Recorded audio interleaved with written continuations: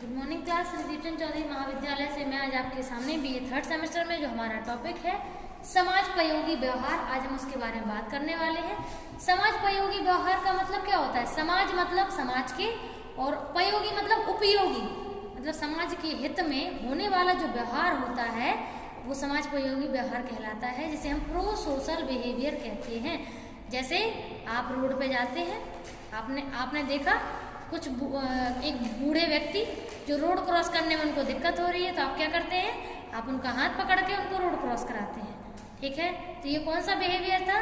ये समाजोपयोगी व्यवहार था। मतलब आपने निस्वार्थ भाव से अपना समय या अपना पैसा या अपना मेहनत, तीनों में से कोई एक चीज, तन मन या धन, ठीक है, तीनों में से कोई भी एक चीज जब आप खर्च करते हैं, और वो भी बिना स्वार्थ के, जिसमें आपका कोई भी स्वार्थ नहीं होता है, आप केवल इंसानियत के नाते दूसरों की मदद करते हैं। तो जो मदद है ना, मदद वर्ड का ही मतलब है समाजोपयोगी व्यवहार।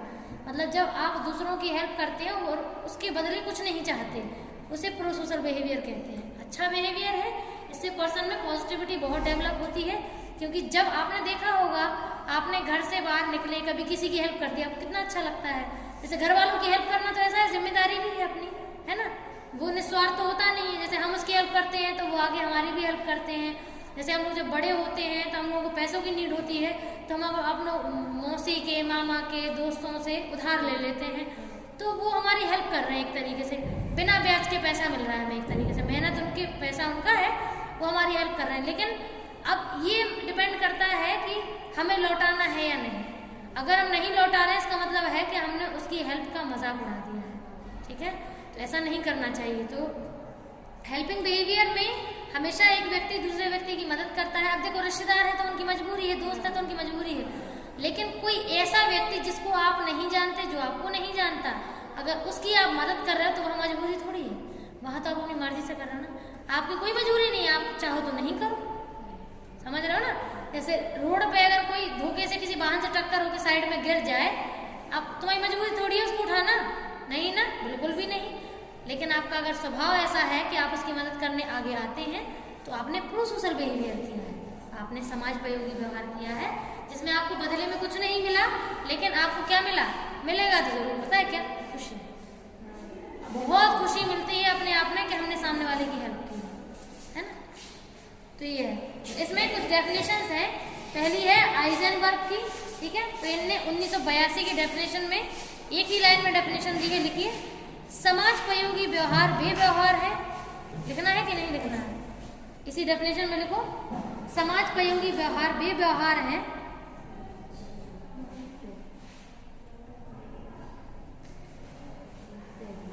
जिनके माध्यम से अन्य व्यक्तियों को लाभ पहुंचाने की कोशिश की जाती है। जैसे बाढ़ आती है तो सेलिब्रिटीज डोनेट करते हैं ना, तो वो यही बिहेवियर तो करते हैं, उनको कुछ बदले में थोड़ी चाहिए उसके, ठीक है। हाँ, जिनके माध्यम से अन्य व्यक्तियों को लाभ पहुंचाने की कोशिश की जाती है, वहीं रख दो फाइल, देख लो।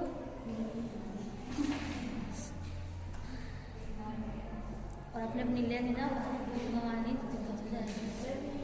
ये सब कुछ याद रखिएगा, ठीक है, कोई फायदा नहीं, एग्जाम की डेट कभी भी आ सकती है, ठीक है। सेकंड लिखिए, बैरन और बायरने की 2004 की, इसमें है पहले डेफिनेशन, इसमें लिखो, एक व्यक्ति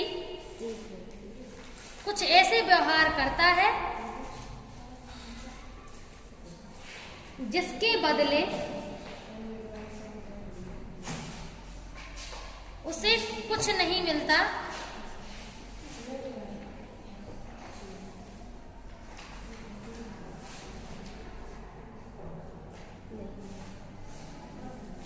और ना ही पाने की इच्छा करता है,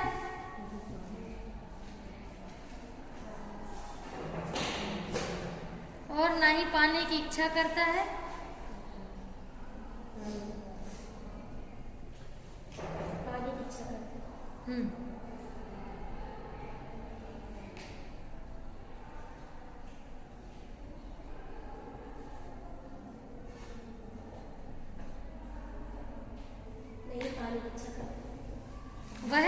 समाजोपयोगी व्यवहार कहलाता है।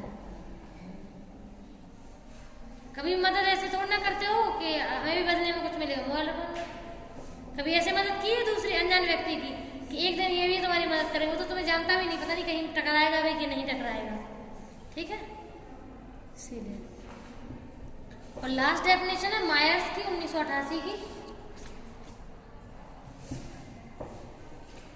इन्होंने कहा है परोपकारिता, देखो परोपकारिता वह व्यवहार है जिसमें दूसरों की सहायता बिना स्वार्थ की जाती है, जिसमें दूसरों की सहायता बिना स्वार्थ की जाती है।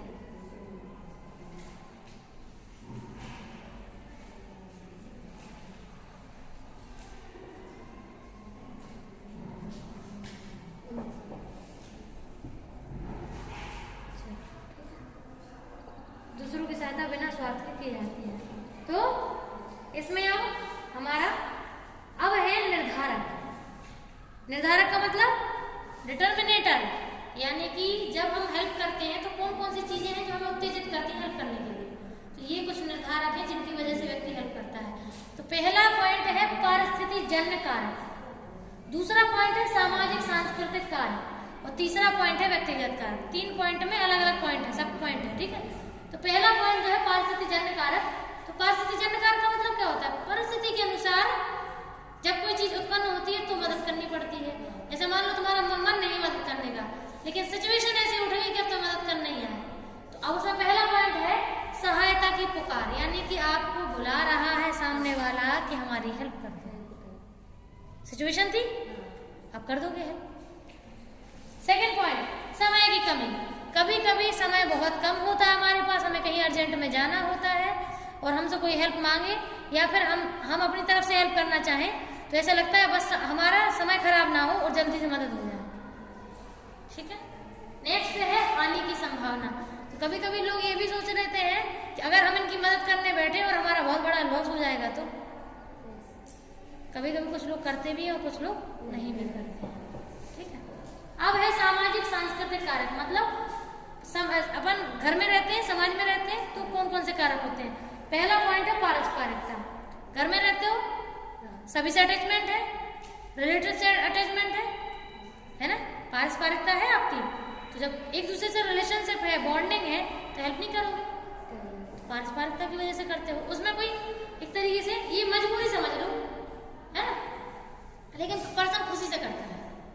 माँ बाप अपने बच्चों के लिए अपनी पूरी जिंदगी भर की जमा पूंजी उनकी पढ़ाई और उनकी शादी में खर्च कर देते हैं और अपने लिए एक पैसा नहीं बचाते हैं, और उनके जो शौक होते हैं वो तो मर ही जाते हैं पहले।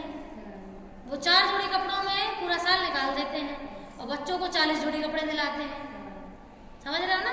तो इसका मतलब है कि माता पिता केवल पारस्परिकता वाले पॉइंट के लिए अपनी पूरी जिम्मेदारी इतनी निभाते हैं, बच्चा कहता है आपने किया ही किया है, बहुत गलत बात। तो पारस्परिकता मतलब वो अपनी पूरी जिम्मेदारी अपने मन से निभाते हैं। जैसे कभी कभी बड़े भाई बहन भी बिल्कुल माता पिता के जैसे अपने छोटे भाई बहनों के लिए करते हैं, और छोटे भाई बहन कभी कभी ये ऐसा जता देते हैं कि अरे ठीक है तुमने किया है हम तुम्हारे लिए भी कर देंगे। तो इतना गुस्सा आता है, पता है क्यों ऐसा लगता है कि जब आप माँ बाप बनेंगे ना और जब आपके बच्चे ऐसे बोलेंगे कि जो आपने किया हम आपका लौटा देंगे, तो कैसा लगता है वैसा महसूस हो जाएगा, समझ रहे हैं। तो चाहे माँ बाप हो, बड़े भाई बहन हो जो सच में मानते हैं, अच्छी रिलेशनशिप है, बिल्कुल क्लोज माँ बाप औलाद जैसे ही, तो वो बिल्कुल उतना ही करते हैं जितना माँ बाप करते हैं, ठीक है। अब बच्चा समझ पा रहा नहीं समझ पा रहा वो उसके दिमाग की कमी है, ठीक है। नेक्स्ट है सामाजिक विनिमय। तो सामाजिक विनिमय का मतलब लेन देन। जैसे मान के चलो हमने तुम्हें आज हेल्प करी, कल तो हमारी मदद कर दी, वो होता है सामाजिक विनिमय, मदद के बदले मदद, बस, ठीक है। अब है व्यक्तिगत कारक। पर्सनल कारक बात कर रहे हैं कि पर्सन अपने मन से ही तैयार होता है मदद करने के लिए। व्यक्तिगत कारक में क्या होता है, ना तो कोई सिचुएशन उसको अटैक करती है और ना समाज में रह रहा है इसलिए करता है, वो अपने मन से करता है। तो पहला पॉइंट है समानता, यानी कि सब लोग ये बताओ, पैसे वाले की हेल्प करते हैं, गरीब की हेल्प करता है ना, और मिडिल क्लास वाले की। ऐसा क्यों होता है? क्योंकि वो एक दूसरे को समान समझते हैं, समझ रहे हैं ना। मोस्टली पैसा वाला पैसे वालों की ही हेल्प करता है। कभी भी ऐसा हुआ है कि मतलब बहुत कम रेयर केस में ऐसे लोग होते हैं जो वास्तव में बहुत पैसे वाले होते हैं लेकिन गरीब को समान अधिकार से समझते हैं और उनकी मदद वैसे ही करते हैं जैसे वो सबकी करते हैं। ठीक है, जैसे हमने अभी एक सुन रहे थे, एक कोई व्यापारी है, बहुत मतलब अमीर है, वो पता नहीं साल का कितना अरब रुपया डोनेट कर देते हैं। अभी कल परसों हम पढ़ रहे थे, बहुत ज़्यादा। अगर वो डोनेट ना करे बेटा तो जो अपन के ये हैं, अरे क्या बोलते हैं, सबसे अमीर कौन है जिनने जियो कंपनी बनाई, रिलायंस, अंबानी, उनसे भी अमीर होंगे वो, अगर वो डोनेशन ना दे तो। लेकिन वो बहुत डोनेशन देते हैं, समझ रहे हो? तो कहीं ना कहीं समानता वाला उनका व्यक्तिगत नेचर है कि उनको मदद करना अच्छा लगता है क्योंकि वो सबको समान समझते हैं। नेक्स्ट है प्रजाति। ये तो पीढ़ी के अकॉर्डिंग भी डिपेंड करता है, जीन्स का बहुत इम्पैक्ट होता है। जैसे शेर है, शेर का बच्चा होगा तो क्या वो घास में खुश रहेगा? उसको तो क्या चाहिए, नॉनवेज चाहिए ना, है ना? तो अब ऐसे ही प्रजातियों का इम्पैक्ट होता है।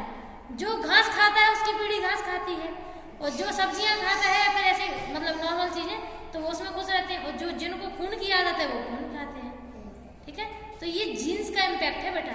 ऐसे ही इंसानों के भी जीन्स होते हैं, कुछ लोग अच्छे होते हैं, कुछ लोग बहुत अच्छे होते हैं, कुछ लोग बुरे होते हैं, कुछ लोग बहुत बुरे होते हैं। तो ये वैरायटी है जीन्स की। तो जैसे व्यक्ति के जीन्स होते हैं वैसा ही व्यक्ति मदद करता है। अगर अच्छा व्यक्ति होगा तो मदद करे, बनी बात है, उसके जीन्स है उसके अंदर, वो कितना भी खुद को रोक ले लेकिन वो मदद करके ही माने। जो बुरा व्यक्ति होता है वो मदद कभी नहीं करता है। क्यों? क्योंकि उसके जीन्स वैसे है। अगला है पीड़ित व्यक्ति का लिंग।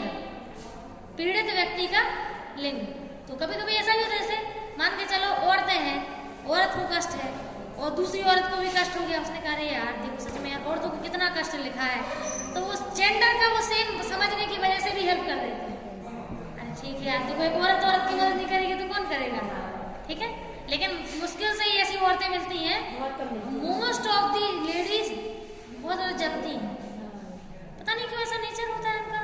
पता है जेंट्स तो एक बार ट्रेन में जगह ले भी देगा बैठने को, लेकिन फीमेल नहीं देती कभी, वो पसंद के बैठ जाती है। नेचर होता है मतलब अजीब सा नेचर होता है, ये बहुत गलत नेचर है। वास्तव में पुरुष जितना सपोर्ट करता है औरतों को उतना औरतें नहीं कर सकती हैं, लेकिन कुछ पुरुष भी इतने खराब होते हैं बेटा, कभी औरतों को अपने बराबर नहीं समझते हैं। सब कुछ होता है इस दुनिया में, भांति भांति के लोग हैं दुनिया में, है ना? अगला है व्यवहार का प्रकार। तो भैया जैसे मान के चलो हम तुम्हारा मोरल सपोर्ट कर सकते हैं, हम तुम्हारे संगे हर चीज में खड़े, हमारे पास पैसा है नहीं है, अब तुम्हें हमसे पैसे की मदद चाहे तो हम कैसे करें? है नहीं हमारे पास पैसे, जब हमारे पास खुद नहीं तो कैसे मदद कर देंगे पैसों की? तो व्यवहार मतलब आपकी हेल्पिंग का प्रकार बताओ, आप कौन सा हेल्पिंग चाहिए? पैसे की तो हम कर नहीं पाएंगे, या फिर पैसा बहुत है लेकिन समय नहीं दे पाएंगे, है ही नहीं समय हमारे पास। तो प्रकार भी होता है, डिपेंड करता है तुमको किस प्रकार की हेल्प चाहिए और हम किस प्रकार की दे सकते हैं। नेक्स्ट है बह बनाम आंतरिक। बह मतलब कभी कभी चार लोग बैठे आपके जान पहचान के, तो मदद करने आए, तुम्हें कहे भी सब तुम्हें जानते हैं, समझ रहे, जानते हैं तो तुम्हें मदद करनी पड़ेगी, चाहे मन हो या ना हो, क्योंकि बाहरी कारक है। और एक होता है आंतरिक, कोई देखे या ना देखे पर्सन करता रहता है। और लास्ट है व्यक्तित्व। व्यक्तित्व मतलब पर्सन की पर्सनालिटी है। हर व्यक्ति देखो अलग है, यूनिक है, एंटिक है, हर व्यक्ति की अपनी अपनी विशेषताएं हैं और अपने अपने तरीके से वो कार्य करता है। कोई भी किसी से सेम नहीं होता है। दो सगे बहन सेम नहीं होंगी, दो सगे भाई भी सेम नहीं होंगे, जुड़वा भी होंगे तो भी सेम नहीं होंगे। ठीक है, थैंक यू।